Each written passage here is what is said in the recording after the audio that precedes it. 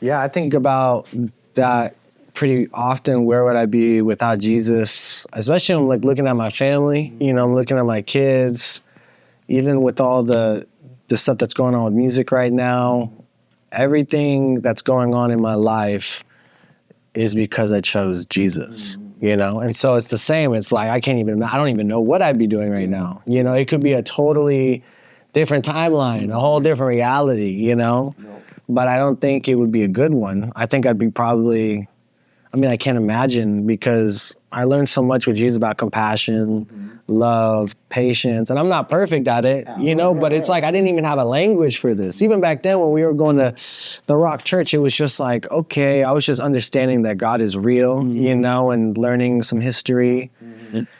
But then when you start implementing, it's like kung fu, you know what I'm saying? It's like life kung fu, where you gotta use, verses, the reminders, the gratitude, the praying, the communing with the Lord, and understanding what love is, and how we're supposed to be operating.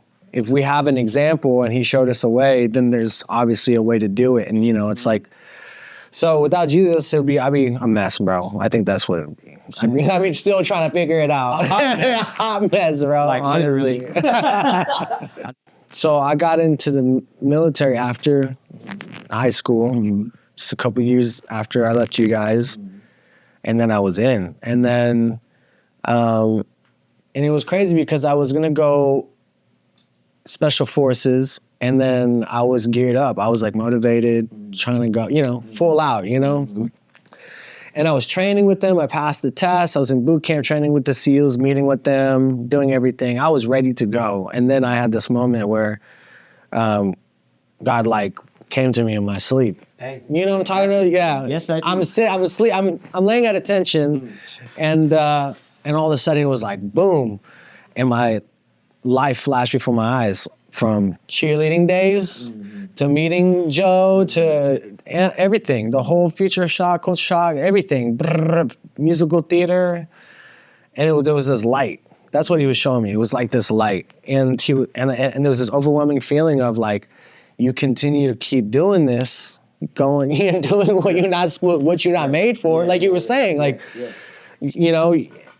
the light's gonna be gone. And I had this fear of like, wow, I'm gonna lose the true sense of myself if I really try to empty it out for these homies, if I really send it for the Navy, I think that's a requirement, bro, because if you're, training to take another person's life, you have to disconnect something about that. Yeah, light. you do. You have to turn that off. So then I dropped out of the SEAL program, which was embarrassing because I'm not like that. And perfect timing, right? God, thanks for letting me go through all of this. Getting everybody's hopes up. And they thought, it's embarrassing, it's not a good look, but they really liked me. So anyways, doors were opening. I ended up becoming a CB, which was a combat engineer. But my time before that, I was in Boston. I got stationed stateside, and I was doing these tours on the ship called the USS Constitution. And I learned a lot about, military and things. But then I became a combat engineer, and that was the construction force of the Navy. So we fight our way in, we build, and then we protect until Army, Marines come there. And so I was part of the 1st battalion that went out to Afghanistan for the Seabees.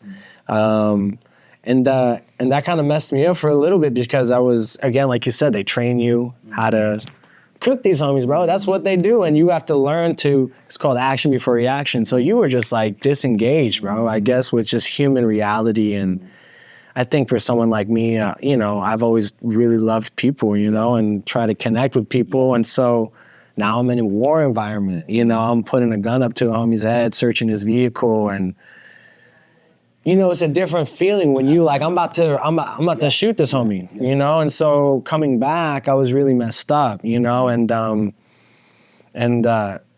it was crazy because I went out there knowing God, And it's like these seasons with you guys. It was like God was just like seed, And then it was a seed when I moved up to Visalia, another seed in when I was in the Navy, and then when I came back from Afghanistan, I was fully like, I'm about to just be a savage for the rest of my life because I was totally torn apart and angry. And And I remember confessing really kind of just out loud. I think I was talking to my mom. I was like, I'm just so tired of being angry. And then in that moment, God just flooded with his peace. And it just like, it was weird. It was just like, boom. And I felt like God was like, you don't think like I'm taking care of all this? You know what I'm saying? Like one of those where he's just like, it was like he showed me these places in the world that I had been when I was like thinking about, what about this girl, you know, like, or, you know, there's like people who used to live in our trash dump, bro, in Afghanistan, like whole villages in the trash dump and I was like, God, how are you reaching? And I don't know. And it was just like the supernatural faith. God was like, I'm working in all things. And then that really kind of put me back on track. But I was angry for a long time. And that really kind of lit my whole fire again, where I was like, all right, God, if you got it all over the world, what can I do here? What can I do just me, you know?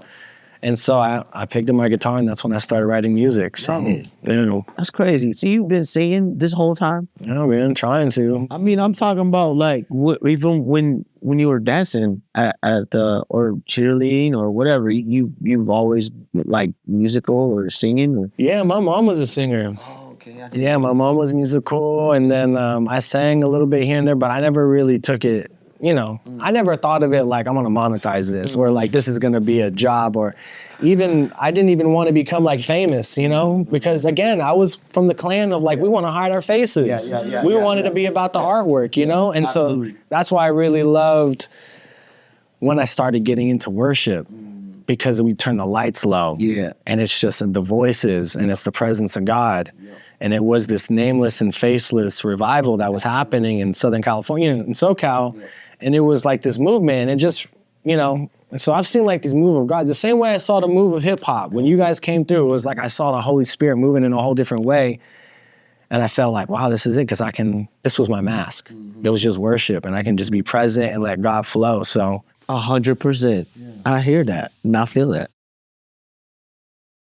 What does real love look like? I mean, I think that's a hard question. I think if you really like the scripture shows us, bro, like the Messiah, like the image, the snapshot of who that person is. I mean, let's even take it to the Creator. Real love, bro, despite like anything, man. It like being a father, right? You're a father.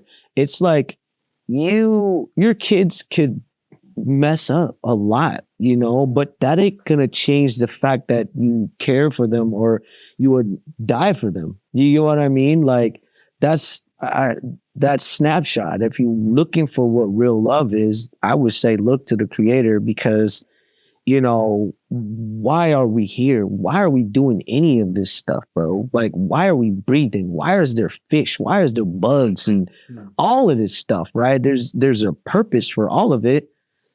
We don't know what it is, but this divine energy knows what it is and can show you like so much great heights of like this positive frequency and vibration.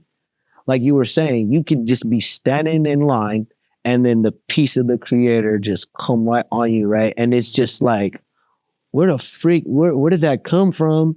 And I hope this never goes away. You know what I mean? It's like, that's like real love is the most high, bro. Because he can take you from like the lowest parts and bring you to the highest place, like places we can't even imagine, you know? You think about, just think about life and everything, all like a heartbeat, blood flow, like everything that works properly. That's all like sustaining love. I feel like that's what it is. I'm not saying that's the right answer or the definitive answer, but for me, a snapshot is my Creator, bro. And I'm going to move accordingly because I want to honor this gift that he's given me of life by aligning myself with that frequency. And the way for me to know how to move is the scripture. You know, that's what I think. Real love. He's there, Mary J. Blige. Mary J. No, Blige. I mean, no, you have a good answer, bro. What's like a picture of real love? Like, what comes to your mind? What's a picture? Oh, it's my wifey though. It's my wife. Her eyes. Like Heart of the Father. Yeah, heart of the Father. That's what real love is. Yes. Quote me on that. That's dope. Real love for me. I mean, yeah, I get like images. You know, real love is like when my wife is, you know, sleeping with my son on her chest when he's sick. You know, Copy that. Yes, and you're sir. just staring at that, or you know, I was in the rooms when she was giving birth and just seeing that and being like, wow, bro, like. I don't know. I see a lot of real love through my wife. That's dope. Yes. I get a lot of revelation, honestly, about God's love, His grace through my wife, Cassie, and just being with her all the time and just life in general. But, you know, so, you know, to me, real love really looks like laying your life down, you know, laying your life down for one another and being faithful, you know, being faithful with that consistently. And that's the hard part. But I think that's what real love does really look like, is laying your life down with no expectation, with it being given in return. Yeah, bro. That is definitely real love for sure.